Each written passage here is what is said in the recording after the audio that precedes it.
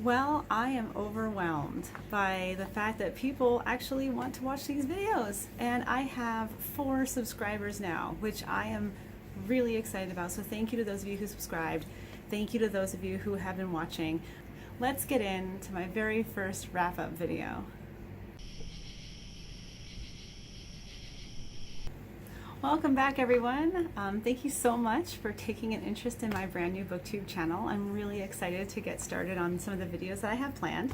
I thought it would be really great at the end of June, beginning of July, and the beginning of my channel would be some wrap-ups of what I've read so far in 2020. And when I started going through the list of books that I've already read, it kind of made no sense to make this be an hour-and-a-half long video. So I'm making this in 3 parts. Part 1 is one you're watching right now, and that'll be pre-COVID reads. So everything from January 1st to around March 13th, which is where COVID really started to hit home for me, because as a school teacher, that's when our schools shut down. The second video is going to be from around March 13th, 14th through May 15th, so about midway through May. And then the third video will be part 3, and that'll be from March 15th, 16th to the end of June. And that will take me through the whole first 6 months of the year, and you'll get an idea of what's going on, although definitely an interesting year. As I'm sure is the case with everybody, 2020 has been at best interesting, at worst devastating. I'm hoping that you're more on the interesting scale and that you and yours are healthy and safe. As I'm making this video, California has just locked down into a stricter shelter in place for the next 3 weeks. I'm never one of those clockwork type of readers, but I definitely feel like the events of this year have really affected my reading patterns, my ability to concentrate, my choice in books. Although you'll see in this video how some of it I probably wouldn't have read this year had I known where we were going. So it'll be kind of interesting to give you a little bit of context of my pre-COVID 2020 reading experience.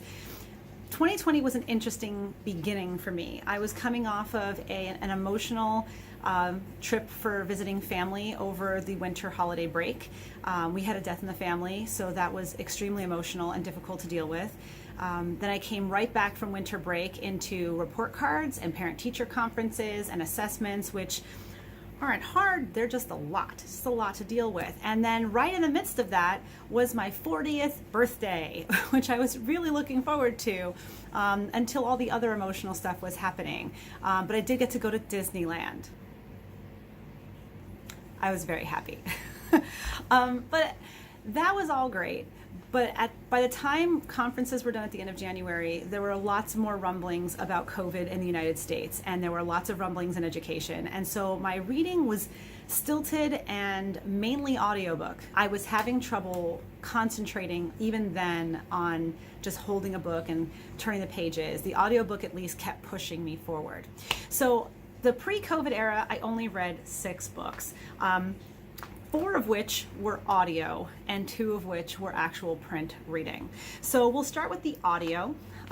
Those were honestly some of my best reads of the year to this day. The first 3 that I read were in rapid succession as fast as I can get them out from the library, and they were Nora Roberts' Chronicles of the One series. It's a trilogy. The first one is Year One, and then Of Blood and Bone, and then The Rise of the Magicks. And I did all of these in audio. The reader was fantastic. I have never read Nora Roberts before. I know that she is a prolific author, but I just never picked her up. So I love books that have a bit of perspective, like the universe could collapse at any moment, or black holes are lurking behind every corner, or in this case, a giant plague wipes out the majority of the people on the planet. You can see why I'm a little concerned about why I chose this particular book in January. The rumblings weren't that bad when I picked this book up, but it is an interesting start to my 2020 reading. In the first book, Year One, you are introduced to the plague scenario, a plague that is of dubious origin, starts in Ireland, spreads because of not social distancing, generic New Year's Eve kind of activities, and then international travel. It spreads so quickly and is so virulent that the general populace starts calling it the Doom, and rightly so, as it pretty much decimates the entire world's population. What's also interesting about this plague is that it awakens in people some abilities that they didn't know that they had. And this this is where I was really intrigued with just the back of the book. I play a video game called City of Heroes, and one of the places that you can go and play is a place that is steeped in old world magic-y history, which is a mixture of the Salem kind of idea of witches and also old world Tuatha, which are magical beings that ran amok supposedly a long time ago. And this book is what if those were real, and what if everybody had these latent abilities, and this doom or plague has sparked something in the world where people who were just ordinary people one day all of a sudden can fly or have telekinesis powers or can have wings. And what happens now in the wake of a gigantic world decimating plague where billions of people die? And now also some of them, not all, some of them have magical abilities. It's an amazing premise, and I was intrigued. I picked this up, could not stop listening to it. I would find myself driving in my car just so I could listen to more of this book. It was very intriguing. The first book really takes place with the actual doom, the aftermath immediately, where you start to meet a whole bunch of characters. And by the end, we're starting to settle into a new normal, as it were. Who knew that these terms would be so important this year? But they start to have a new normal. There are couples that are involved. There are people who are starting to couple up. There are original families. There are found families. There are people with magical abilities and not with magical abilities. And then we start to see the schism between the people who have and don't have, the people who have and are good, the people who have and are evil. And it's kind of setting the stage. The second book, which is Of Blood and Bone, it focuses on a time jump where now one of the children who was born right after the plague to some of the main characters is now coming into her own. She's 13, and we're going to be following her training as a magical being and a potential leader who is forecasted in prophecies to lead people in the fight that is to come. And so most of this is kind of a training montage. It's really fascinating. It's kind of a coming of age story, but done in a way that is not really YA and is definitely looking at real danger that she could be in. And to see her go from silly little kid just playing around with their family to someone who's going to become a very strong female character was really fun to see. You get introduced to some really amazing characters and you really understand the arc of where the story's going. The last book, which is The Rise of the Magicks, really deals with Fallon Swift, who is the daughter, who's now the leader. What happens when they actually have to start dealing with the world that they're in? They cannot stay this way forever. Evil is on the rise. Plus, the people who never had powers are as evil and prejudiced as you would imagine them to be. What are they going to do about this? How are they going to deal with this? Plus, there's the fact that this plague kind of still exists. The magic that brought it into being is still a thing, and you have to deal with that. So this is the culmination of all of this, and it was worth every single minute of listening to it. I have never read Nora Roberts before, but I would definitely pick up more by her. She definitely has extremely strong characterization. You really feel like you know these characters. When I was done with the last book, I felt like a loss because I wasn't going to see what happened next with these people. It was very humanity based, despite there being all this fantastical things going on. She doesn't pull punches in fight scenes or when horrible things are happening to people, because in times of stress, you either come together or you start tearing things apart. And the people who tore things apart were really evil. And she doesn't pull punches from that. But it's not full of blood and gore. As some of you who saw my newbie tag, I'm not into that. I was a little worried for a sec, but it was important for her to tell how bad things were for you to understand where they were going with the story. So all of it had a point. There was nothing that was glorified violence. The romances that happened in the book seemed reasonable. They seemed logical for what had already been built up between characters or in scenes. And you were definitely invested in all of the characters. This was a joy and a pleasure. I took it out from the library, but I am actually going to buy and own these books because I feel like they're worth a reread every now and then. Okay, the next audiobook that I read was a complete departure. I'm very kind of all over the place when I pick books sometimes, but this one was called Saturn's Run, and it is a compilation of John Sandford and Ctein, who are science fiction writers and people who are astrophysicists and astrophysics buffs. They came together to write this very hard sci-fi novel about a realistic situation in space travel and first contact. The whole point of this is that people have finally realized, hey, there's an alien over there. There's their spaceship. Maybe we should contact them. And it's set in a reasonable amount of future time. So we're looking at about 60 years out in the future. What they really explicitly wanted to avoid were the things that we see in things like Star Trek, where they have a huge problem and then someone's like, oh, I forgot, this book will solve everything. And then it does. They did not want a magical, mystical, non-existent thing to somehow come in and fix things. So everything that they built with the ship, its power, how things would work with geopolitical politics, all of that was based on an extrapolation of what we know now about superpowers and science, and what would that look like in a logical progression. So as you can tell, a lot of work went into this book. As a result, hard sci-fi fans are probably going to be in heaven with this. There are a lot of details about the technical specs of all the ships and how they're run. It's very interesting from a geopolitical standpoint because you've got lots of superpowers who are vying for the potential attention with the first contact abilities. And then you also have the people who are interested in how humankind in general might handle a first contact situation. I will not spoil how this works. It is definitely not where I thought it was going. I was on the edge of my seat for the whole second half. The first half of the book was really the setup. How are we going to get there? What are we going to do about it? Getting there and then getting home are going to be a whole separate animal. And that second half is a roller coaster ride. That whole first part is just that ramp up, and the rest that they just let you go. And it was very entertaining. People who are not used to hard sci-fi, that's really going to tell you a lot about science. You need to know that there are some info dumpish kind of areas where they're going to be going into the technical specs of things. And if that's not your jam, you can just kind of skip over them. You're not going to miss the plot.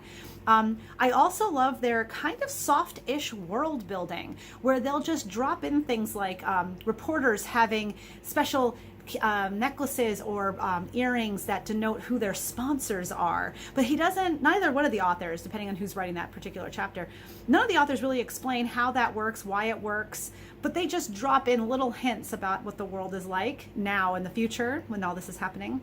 There's also some wonderful cash LGBTQ plus representation in this, where there are strong female leads, there are lesbian characters, there are people who have non-binary identities, and it doesn't seem to be a big deal. These people are just here, it's just who they are, and we move on. And it's never a conflict or a point of contention for anyone, which was really refreshing to see. The strong female leads are amazing. Every single one of them I loved. They were amazing. So if you're really interested in hard sci-fi, this one was a pretty long one, but it definitely satisfies that techie itch. So while I was listening to Plague Diaries and really hard sci-fi taking me away from the planet, I was also reading two actual paper copies. The first book that I was reading was Maphead by Ken Jennings. You might recognize Ken Jennings' name from winning the most games ever in Jeopardy a couple of years back. He has since been on the greatest of all time episodes of Jeopardy, and he is now quite a prolific author. He writes a lot about different types of trivia, and one of the things he's really excited about as a person are maps. He's been obsessed as a kid, and I've always kind of have an affinity with maps. I liked making maps. I played D&D, so I just loved mapping things out. If there's a science fiction or a fantasy book that has a map in the beginning, I am here for it. So I was really interested in this book, which is really taking a look at the map industry as a whole, people who are into maps, people who make maps, people who collect maps, people who sell maps. And I love the cover. It's always kind of fun to see the cutouts. I'm a sucker for that too. This is really great. He does include some actual maps that he uses to discuss some things, but they're all purposeful. So it's not just a treatise on maps in general. He really comes at this from a human and personality standpoint, which is kind of a fun take. I really enjoyed this thoroughly. It's very conversational. I highly recommend it. It was a really lovely romp. And for those of you who are like me, who always have had that kind of affinity or want to just look at that map and see where it is, this really kind of explains the thought processes behind that. It explains how people are emotionally connected because of their sense of place. And it's interesting to see how you might have grown up might affect your relationship with maps. For instance, he was an army kid whose parents had moved overseas because of their posts. And so his relationship to maps was a connection to where he belonged and where he felt at home. And then it was a connection to where he had been before. And so he kind of built his life based on the maps of the places where he had lived. It's a fascinating way of looking at the world. And if you're interested in learning more, this is a great way of kind of diving into the map world. Next, I read kind of an emotional read for me on two fronts. I read Last Chance to See by Douglas Adams and Mark Carwadine. This book was written as a companion piece to a BBC series that they did, living a year of going around and visiting animals that are endangered or were about to be extinct. And that's the whole point of Last Chance to See them. He goes and sees quite a few different types of animals in various areas, and a lot of places were very difficult to get to because of native populations, lack of accessible roads, or sometimes he would just have to be in a dinghy, kind of like on rough seas, to try to get to isolated islands. They did a BBC radio series broadcasting and recordings while they were on these trips, and Mark Carwadine did all of the photography. So what's really great is when they're talking about these things, you can flip through to the center and see some of the actual photography of some of these animals that you might not be able to see in the future. One of them being the the kakapo, which is a parrot-like bird that really doesn't do much, just kind of sits there. And unfortunately, it sat there while poachers came and just, killed them all. But it's interesting. You find out who the people are who are doing the conservatory part of this. Who are the people who are trying to protect them? Who are the people who are doing some of the poaching? How are they being protected by governments versus international organizations or private funding? It was also really emotional for me because this was the last new to me book by my favorite author, Douglas Adams. I read everything else he had written. This was the last one. And I'd been leaving it on the shelf for a while because I was afraid of that last book, where it'd be the first time that I would read something of his that was new. And I realized at the beginning of the year, as I was turning 40, had a bit of that midlife crisis moment. I'm like, no, I'm gonna read this book. It's poignant now because of climate change. It's poignant now because why am I waiting anymore? Why am I putting off this potentially awesome experience, which it was. And what was really important to me was I enjoy every single word of it because I've never read a book by him that I didn't enjoy. Even the parts that were sad about animals that are disappearing and the impact that it has on society as a whole. But what was extremely emotional for me was that I didn't realize that the last chapter was actually written by Mark and not by Douglas. So I was sitting in a restaurant reading my book while I was eating my breakfast, only to realize that I had read the last sentence without being prepared for that to be Douglas's last sentence that I would read that was new to me. And I remember just being so hit by it when I turned the page, I looked over and realized, oh no, that was it for Douglas. I've read everything Douglas has had to write ever. And that was emotionally just destroyed me. I just sat there and cried quietly at my table. And I don't know if anybody noticed, but I didn't particularly care because I wasn't prepared for that to be the end. And there it was. So an emotional start to 2020. I'm not exactly sure it was the best time to pick it up. I'm glad that I did. It alerted me to some animals I didn't even know about, or some foundations that can actually help. I'll put some links down to what he put in here if you would like to take a look and maybe help that out. I know there's a lot of people in need right now, but keep it in the back of your mind. But I thoroughly enjoyed it. I highly recommend it. It is easily found in places, even though it's a lesser known title by Douglas Adams. I got this. This happened to be the newer edition. There's an older edition that has the photographs of the animals on the front cover. So that's it for my pre-COVID shutdown reads of 2020. It was an eclectic mix, but even at the time it was difficult for me to make some good choices as far as books go, because I was already kind of suffering from pre-COVID brain, where it was difficult to focus on things, and I was having a hard time selecting because of my own things happening in my life. So it was a pretty slow start. The next two videos, for part 2 and part 3, I really made a concerted effort for my own mental health while I was in lockdown to find things that I knew would spark joy, not plague books, but I was trying to read things that would spark joy that would hopefully kind of kick me out of this problem. So there are a lot more on the next ones. Hopefully this was really fun for you. Please check out the links below for the last chance to see animals and how you can help out them and others. And again, thank you so much for watching. I really think it's amazing that anybody wanted to, and it's so exciting. Those first couple of subscriptions were incredible, and I really appreciate it, because it was like, wow, that's amazing. This is really happening. So thank you again for joining me, and I will see you next time.